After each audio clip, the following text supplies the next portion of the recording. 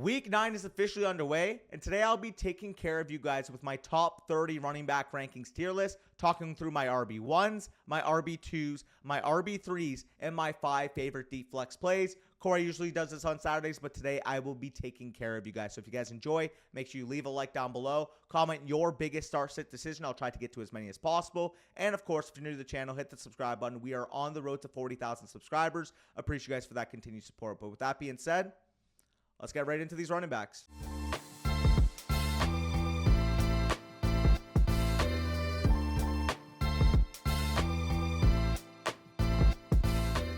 All right, before I get into the official top 30, I want to go through the bye week guys. Basically, guys, if you have them in your lineup, you cannot start this week because their teams are not playing. We got the San Francisco 49ers, the Jacksonville Jaguars, the Detroit Lions, and the Denver Broncos all on bye this week, meaning that if you have Christian McCaffrey, if you have Travis Etienne, if you have Jahmyr Gibbs, if you have David Montgomery, or if you have Javonte Williams, make sure you set your lineup and make sure they are not in your lineup this week because obviously you don't want to take the 0 at that spot. Now we go on to the locked-in running back starts, my top 12 running backs, and the precursor here is that if your running back is ranked in the top 12, don't overthink it. They're in your lineup no matter what. No ifs, ands, or buts. They are in your lineup. But we go through the segmentation of these running backs: elite running backs in good matchups, elite running backs in high-scoring game environments, and elite running backs in bad matchups. The guys in good matchups this week: Alvin Kamara, Austin Eckler, Saquon Barkley, Breece Hall, and Jonathan Taylor. The elite running backs in high-scoring game environments are Raheem Mostert, Isaiah Pacheco, Joe Mixon, and DeAndre Swift. And the elite running backs in bad matchups are Josh Jacobs, Bijan Robinson, and Derrick Henry this week. Let's just start off with a few names from this list. Alvin Kamara, obviously in the good matchup part, goes to play the Chicago Bears at home this week. He is my RB1 overall in the slate. He is the perfect blend of usage and game environment. He's, in my opinion, the clear-cut running back 1 going into this week. Since returning from his suspension, he's posted a 22% target share on this Saints offense and has averaged 26 opportunities per game. He is a Pelka running back. He gets the elite receiving work, and he's posted nearly 23 PPR points per game since returning. Now a matchup against the Bears with the Saints implied for nearly 25 points and facing the easiest matchup against opposing running backs on the entire slate.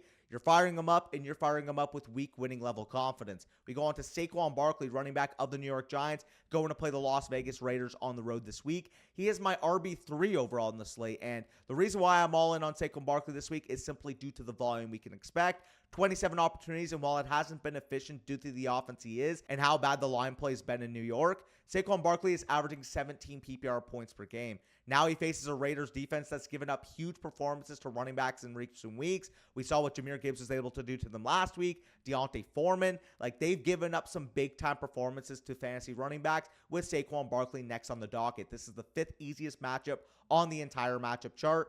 I'm trusting the matchup. I'm trusting the volume when it comes to Saquon Barkley. If we don't see the efficiency bounce back, I'm a tad worried about his season-long expectations moving forward. However, this is an absolute smash spot for a guy with the talent of Saquon Barkley to get right. Raheem Mostert of the Dolphins and Isaiah Pacheco of the Chiefs come in as my RB5 and my RB9 respectively, going to play each other in Germany, 9:30 a.m. kickoff this week. And while these two don't have the cleanest workloads of the entire running back landscape, the efficiency and the insulation to great offenses is what we want here in how they do their damage. This game environment is extremely enticing this week. Both teams are implied for over 24 points and a 50.5 over-under matchup.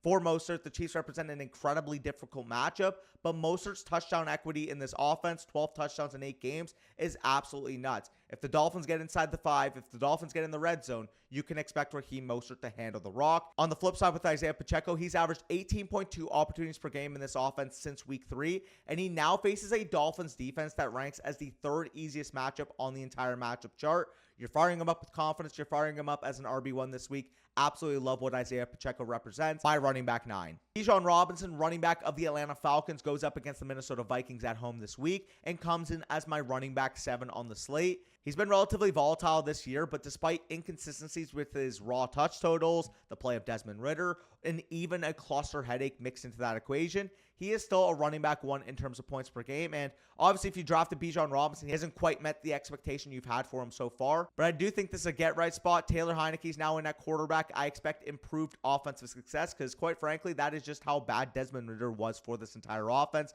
Turning the ball over, not being able to sustain drives. Desmond Ridder was an absolute mess, and I expect expect Taylor Heineke to be an upgrade at that spot. It's a tough matchup, don't get me wrong. Minnesota is stout against opposing running backs, but the Falcons are 4.5-point home favorites in this game against the Vikings team that lost their starting quarterback, Kirk Cousins, to a season-ending injury with that torn Achilles.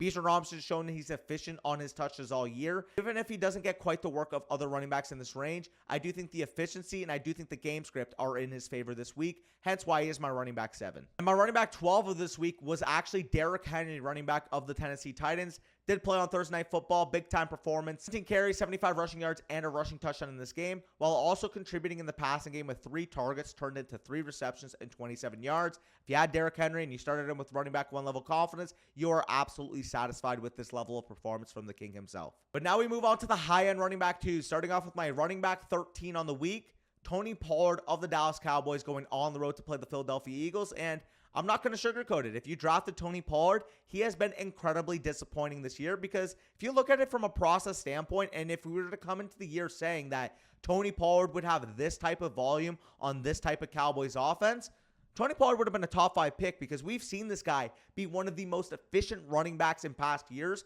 Unfortunately for him, he just hasn't looked like the same player this year, whether it's him lacking juice. He doesn't really look as fast as he did in past years. He's not breaking off quite the long runs like he was in these past years. And now he has a matchup against the Eagles where, while it's a great game environment, the 3rd highest implied over-under of the entire slate, the Eagles are a pass funnel defense. The number 1 ranked defense in terms of rush DVOA. It's going to be tough for him to get hay on the ground. However, the volume and the implied total for the Cowboys this week make him a high-end running back 2. And if he gets back to that level of efficiency that we've seen in the past, he should be able to re-enter that top 10. But like I said, it's no sugarcoating it. He simply just has not played like that level of back quite yet. Running back 14 is Gus Edwards of the Baltimore Ravens, going to play the Seattle Seahawks at home this week. And this is an absolute smash spot when it comes to the Gus bus. The game script is absolutely beautiful. The Ravens are implied for 25 points in this game. They're 6-point favorites against the Seahawks. And Gus has taken an efficient 37 touches in his last 2 games. If you have him, you're firing him up. He is a high-end running back 2 in my rankings this week, given the usage we've seen in these past couple of weeks. Running back 15 is Ramondre Stevenson of the New England Patriots, going to play the Washington Commanders at home this week. And Washington traded both of their edge rushers at the trade deadline this year, with Chase Young joining the San Francisco 49ers and Montez Sweat joining the Chicago Bears. The Patriots are looking at a game now where they're implied for nearly 22 points and are 3-point home favorites. And Ramondre Stevenson has reestablished himself as the clear-cut running back 1 on this team in this last few weeks. And he also gets ample receiving work with 16 targets in that stretch. Washington is a pass funnel defense and stout versus the run, but I'll trust the game script here and the receiving work we can expect from Ramondre Stevenson, getting him to mid-range running back 1 status. Running back 16 for me this week is Kenneth Walker of the Seattle Seahawks, going on the road to play the Baltimore Ravens. And this is a horrible matchup for Kenneth Walker this week, not to mention he has less of a stranglehold on his volume than what we've seen all year. There's plenty of reason to worry about Walker against the Ravens if you do have him rostered. The game environment and the matchup against the number 1 rated defense overall in terms of defensive DVOA really gives me a pause, man. Like, I'm worried about the Seahawks offense being able to consistently move the ball against the Ravens. And with Kenneth Walker not quite having the workload that we saw a couple weeks ago, I think you have to downgrade him tremendously. And I still have him in this range because I think he's a very talented player that can break off a long run on any single given carry. However, if we do see the usage trends continue and Zach Charbonnet continues to outsnap him, I am worried about Kenneth Walker moving forward. But now we move on to my running back 17 and my start of the week this week with Chuba Hubbard of the Carolina Panthers going to play the Indianapolis Colts at home. And Chuba Hubbard has officially taken over as the Panthers lead back. He outsnapped and he outtouched Miles Sanders in his return this past week. And while he didn't have quite the output we could have expected with the lead back role, the volume was awesome to see despite the narratives that, follow the money all offseason. Miles Sanders wasn't going to lose his job because of the money. Well, guess what? He wasn't a good football player, therefore he lost his job to Chuba Hubbard. Frank Reich went on record to say that Chuba would be the lead running back heading into week 9. And now he gets a favorable matchup against a struggling Colts defense against the run, who are without their best run-stopping nose tackle, Grover Stewart, suspended. This is a smash spot. Chuba Hubbard should be able to get it going this week as the running back 1 for this week, therefore being my running back 17 overall. RB18 is Rachaad White of the Tampa Bay Buccaneers going to play the Houston Texans on the road this week. And Rachaad White has one of the most untouchable workloads in the entire NFL. But the problem is that the Bucs are simply unable to run the football. However, this matchup is a get-right spot against a Texans defense ranking as one of the best matchups on the entire matchup chart. And White has commanded 13 targets and 135 receiving yards in his past 2 games. Looks like the Bucs have adapted from just stuffing the ball up the middle, going for inefficient games like we've seen at the beginning of the year. And they've let Rachaad White operate in space these past 2 weeks. Get him in space, let him use his speed, let him use his movement ability to create advantages for your offense, because quite simply, he is not the back that can just run the ball between the tackles 15 to 20 times per game. You have to get creative in your use of Rachaad White, which is what I've seen from Dave Canales in these last 2 weeks. But now we move on to the low-end running back 2, starting off with my running back 19 of the slate. James Cook of the Buffalo Bills going on the road to play the Cincinnati Bengals on that Sunday night football game. And James Cook is an efficient running back on one of the best offenses in the league and an absolute great game environment against the Cincinnati Bengals. The only problem that I have with James Cook is that his touchdown equity in this offense is next to nothing, and he simply doesn't get the receiving work to cover for it. And he's a great between-the-20s running back that keeps the Bills' offense in rhythm, but he doesn't earn valuable touches to be higher than a mid to low-end running back 2 on a given week. He'll be a mid-range running back 2 for the time being, but I will say I would try to move him off with Leonard Fournette expected to get involved moving forward.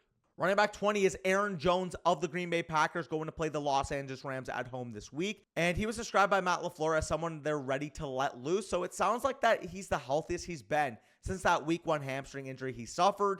And with Aaron Jones, the workload isn't up there with some of the backs in this range, but Jones has always won on efficiency and receiving work throughout his career. And the Packers are 3.5-point home favorites against the Rams this week. They're implied for 21 points. So if there is a get-right spot for this offense with Aaron Jones coming back healthy, it would be this week against. On the flip side of the matchup, we have my running back 21 this week with Darrell Henderson of the Los Angeles Rams going to play the Green Bay Packers on the road. And he's the running back 1 for the Rams in what's looked like a consistent committee between him and Royce Freeman. It's appeared to be relatively close at about a 50-50 level. But I trust Darrell Henderson because he's led the team in touches each of the last 2 weeks, taking 34 in that time span. The Packers are awful against the run, and with Stafford dealing with the thumb injury he suffered against the Cowboys, I expect this Rams offense to lean heavily on the run game this week. You don't want Brett Rippon throwing the ball around the yard, so therefore, like I mentioned, they will lean on Darrell Henderson and Royce Freeman to go out and secure the dub for them. Running back 22 for me this week is Devin Singletary of the Houston Texans going to play the Tampa Bay Buccaneers at home this week. Dameon Pierce has already been ruled out for this game, and while the matchup against the Bucs is a brutal one for any running back, the volume carries him at the end of the day. Singletary has been the more efficient back between himself and Dameon Pierce this year, and the Texans are implied for roughly 22 points in this game. He's not the sexiest play, but based on the volume and based on the implied points, he is the right process one. Running back 23 for me this week is Kareem Hunt of the Cleveland Browns going to play the Arizona Cardinals at home this week. He's got 41 opportunities in his last 3 games, and he has scored double-digit PPR points in each of those 3 games. I expect a committee backfield between him and Jerome Ford, and possibly Pierre Strong getting mixed into the equation. But Kareem Hunt has taken all of the inside of the 5 work for the Browns in the past 2 weeks, and in a game where the Browns are implied for nearly 23 points and are 8-point favorites, he is a good bet to find pay dirt this week. Won't be the prettiest committee to watch, but I trust the Browns to be able to move the ball at will and set Kareem Hunt for scoring opportunities this week. Running back 24 for me is Brian Robinson of the Washington Commanders going to play the New England Patriots on the road this week. And I'd love to rank him higher, but the Commanders have been the second lowest team in terms of running back usage since week 5, according to Hayden Winks. He gets the lion's share of the rushing work for Washington, but he gets no receiving work, and the Commanders have resorted to a pass-happy offense, like I mentioned. 40-plus passing attempts in 4 of the last 5 games for Sam Howell. And with Brian Robinson, he'll more than likely need a touchdown to pay off. But Washington versus New England has a low over-under set at 40.5, with the sharps favoring the under in this game. So therefore, low-end running back 2 doesn't really have the highest ceiling this week when it comes to Brian Robinson. But now we head on to the flex play, starting off with my running back 25 this week, Zach Moss of the Indianapolis Colts, going to play the Carolina Panthers on the road. And Zach Moss ceded the majority role back to Jonathan Taylor this past week, but he still saw a valuable role in this offense. And head coach Shane Steichen has seemed hesitant at times to give JT the full reins as of now, and Moss has looked good on his touches these past couple weeks. The Colts are implied for over 23 points, and the Panthers have allowed the second most fantasy points to opposing running backs this year. More than enough pie, in my opinion, to be fed in the backfield for both Jonathan Taylor and Zach Moss to be a high-end running back 3. Running back 26 for me this week is Alexander Mattison of the Minnesota Vikings, going to play the Atlanta Falcons on the road this week. Alexander Mattison and Cam Akers have been a split committee in terms of snaps, with a slight lean here to Mattison in terms of the overall rushing opportunity. All around ugly game environment with a backup quarterback this week on the road against the Falcons, and the Vikings are only implied for 16.5 points. The Falcons are more of a run funnel defense, especially with Grady Jarrett expected out for this game. It's just tough to get excited about this Vikings ground game if it's going to be a split committee, because neither running back is efficient enough to truly explode in that spot. Running backs 27 and 29 respectively for me were Najee Harris of the Pittsburgh Steelers and Jalen Warren of the Pittsburgh Steelers, who both played against the Tennessee Titans on Thursday Night Football. Najee Harris, big-time performance, 16 carries, 69 rushing yards, and a rushing touchdown in this game. On top of 4 targets turned into 2 receptions for 7 yards, and with Jalen Warren, 11 carries for 88 yards, with 3 targets being turned into 25 yards. Pretty much the same dynamic we've seen all year. Najee Harris getting that lean in terms of overall workload, with Jalen Warren being the more efficient back of the two. Both of them paid off in a big way this week against what's been a very, very tough Titans defense. So kudos to them for making it work, but I didn't have this type of expectation coming into the week. Running back 28 for me is Jerome Ford of the Cleveland Browns, going to play the Arizona Cardinals. And I mentioned it when I talked about Kareem Hunt, but the Browns seem content with this committee approach going into this week. And while that could change with Ford another week removed from his ankle sprain, in a game where they should have steady control, it makes sense for the team to take precaution and not overwork Ford coming off of that ankle injury. He's still my preferred back in this backfield going forward. However, given this week, given the implications of the ankle sprain and the Kareem Hunt role in that inside the 5 area, I do prefer Kareem Hunt straight up over Jerome Ford in that backfield. And on the flip side of that matchup, we do have as my running back 30 this week, Keontae Ingram of the Arizona Cardinals going to play the Cleveland Browns on the road. Amari DeMarcado was ruled out for this game, which is why Keontae Ingram finds himself so high. However, I'm not going to sugarcoat it, man. This is a matchup nightmare against a stingy Browns defense in a game where the Cardinals are implied for less than 15 points. Like, if you're desperate and you just want a volume play to plug in your lineup and not look back, you can put Keontae Ingram in, but you should have better alternatives, man. I do not want to trust Keontae Ingram going up against that ferocious Browns defense. But like I said, if you're absolutely desperate, he should be able to get volume in this game. But now we're going to rapid fire my 5 favorite deep flex plays, my running backs 31 to 35 this week. Royce Freeman coming in at my running back 31. He got the lone goal line carry for the LA Rams this past week, 2 straight top 35 performances, and now plays a struggling Packers run defense. Running back 32 is Zach Charbonnet of the Seattle Seahawks, going to play the Baltimore Ravens on the road. He outsnapped and he outtouched Kenneth Walker this past week, and it could be the case of game flow, but I am bullish of Zach Charbonnet moving forward. I'm going to give Kenneth Walker the benefit of the doubt as of now, but if Sharps has another game of outperforming and outtouching Kenneth Walker, this split could be something to monitor going into next week. Running backs 33 and 34 respectively are Deontay Foreman and Roschon Johnson, running backs of the Chicago Bears, both going up on the road to play the New Orleans Saints. Very even split committee between these two backs. However, they are 8.5-point underdogs this week against the Saints. I don't really want to trust either of them in this spot, but they're guaranteed to at least be involved for the Bears. Roschon being that, space back, receiving work that he should command in this game. Deontay Foreman, if they ever get inside the 5, should be the main threat to score the touchdowns for this Bears offense. And finally, wrapping up the video, we have A.J. Dillon, running back of the Green Bay Packers, going to play the Los Angeles Rams at home this week, coming in as my running back 35. And he's been very involved these past few weeks, 48 opportunities in these last 3 games. But Aaron Jones, like I mentioned before, is expected to ramp up his work this week. And for A.J. Dillon, this has been his most inefficient year to date. He should get the goal line work and some receiving opportunity in this game. But with Jones being fully back, I do think he has a severely capped ceiling. But either way, like I mentioned at the top of the show, if you guys enjoy, make sure you leave a like down below. Comment your biggest decisions. I'll try to get to as many as possible. Help you guys make those decisions for your lineups this week. And of course, subscribe to the channel. We are on the road to 40,000 subscribers. I appreciate you guys for that continued support. But with that being said, peace out and good luck in your matchup.